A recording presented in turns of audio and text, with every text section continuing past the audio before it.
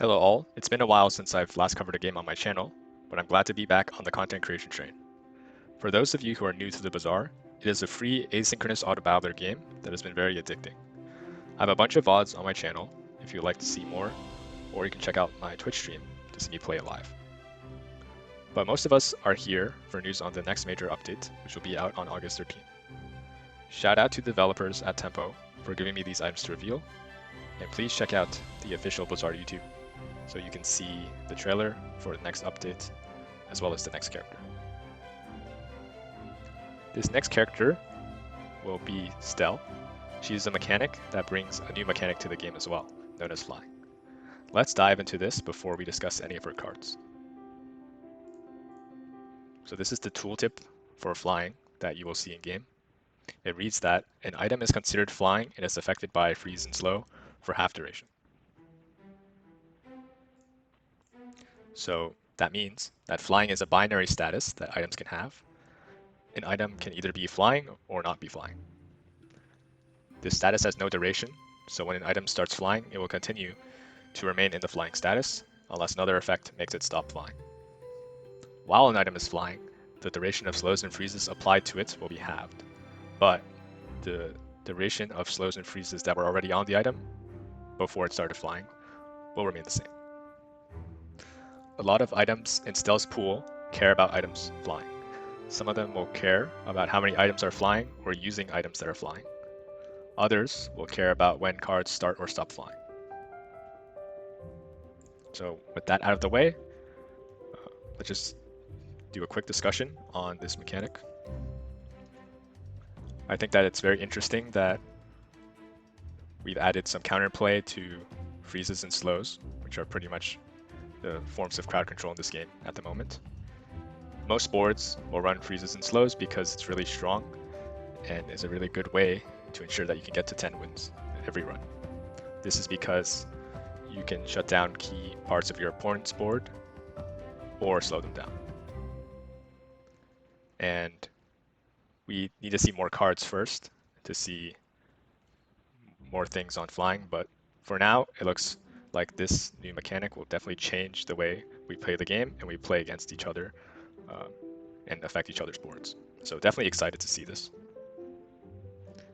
Now, of course, you can still control the board before items start flying. So if you're fast enough and your opponent has flying items, you can still shut them down and it'll still be the same as before. But once things start flying, everything will be changed and maybe we'll see less CC. We won't know until we check out all the items and see all the possibilities. So now let's move on to the item reveals. First item I got for you guys is the Kite. It is a bronze starting item. It's medium and a toy. And for the active effect, every 6 seconds, an item starts flying. So a random item on your board will gain the flying status. There's also a passive that reads, when your items start flying, gain 3 regen for the fight. And what this means is when any one of your items starts flying or gains the flying status, you'll gain 3 regen. This is not just the first time that an item does so. So if you start flying on an item and then stop it and then start again, you'll gain 3 regen twice. So being a medium item and a bronze, you should be able to consistently find this in the first few days.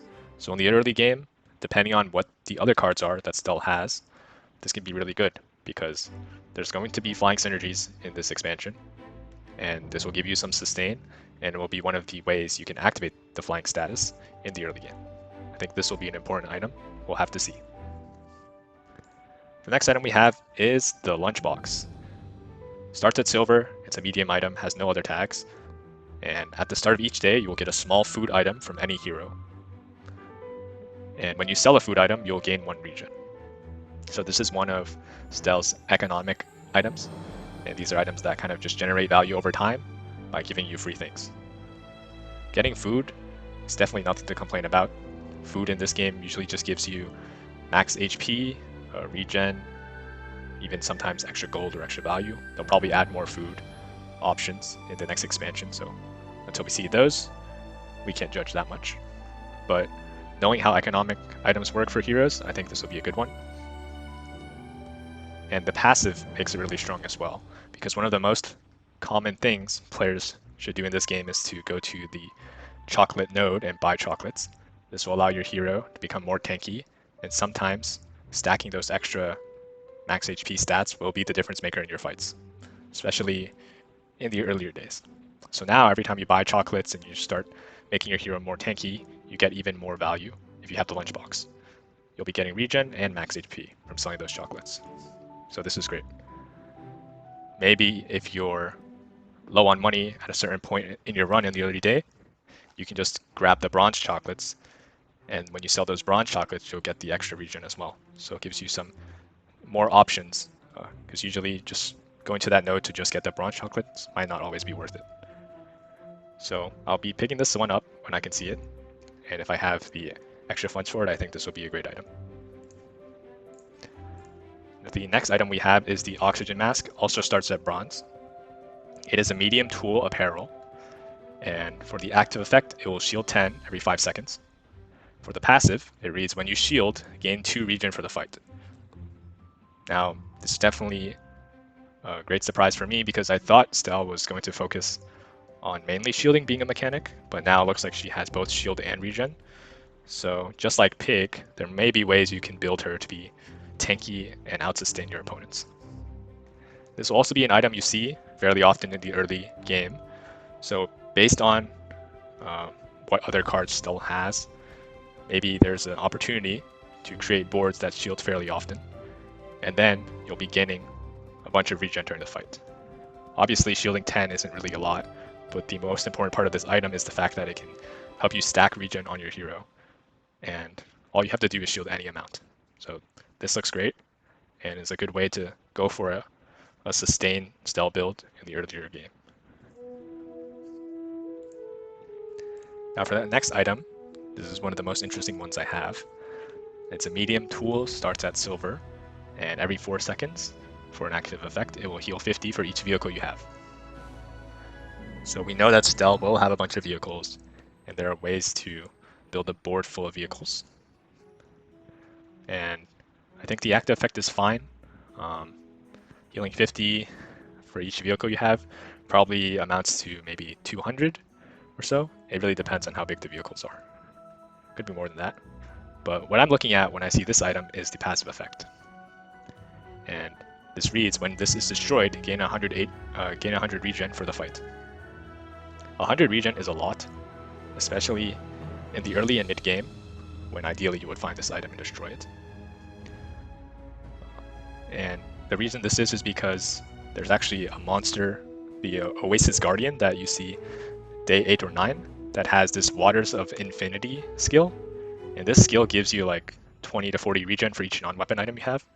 So most of the times when I get it, when I see people have it, they have 100 regen or so from this skill.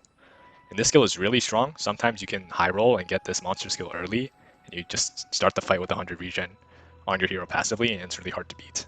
So this item just gives you that skill, as long as you can destroy it.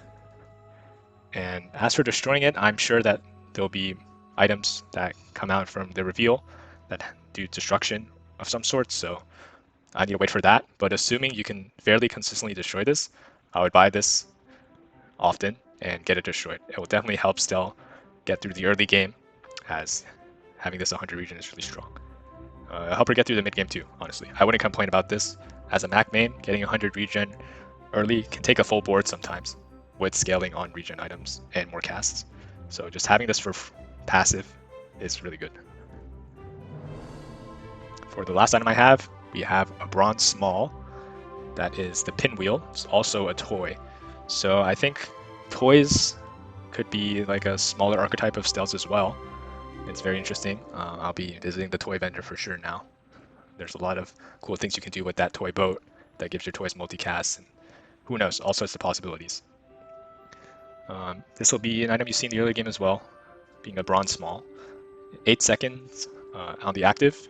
It hastes one item for 1 second, and it gives you 1 regen for the fight. Now the passive reads, when your items start flying, charge this 1 second. So the active is alright, not the greatest, but This is a bronze, so when you upgrade it, I'm assuming these effects become stronger. I don't know exactly which, but it'll definitely become better when you start upgrading. And also, just starting off with just one region and one hiss isn't terrible. Some of Mac's items also just give one region in the beginning, and sometimes running a board full of those in the early game can win the fight.